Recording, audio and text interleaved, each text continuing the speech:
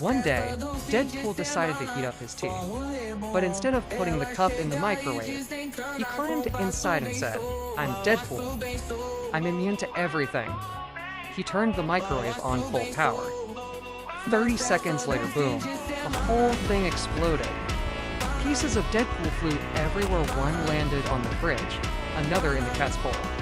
But somehow, he stood back up and said, "Ugh, still no teeth." Then, half burnt, he took a selfie and said, "Hashtag, cook but not eat."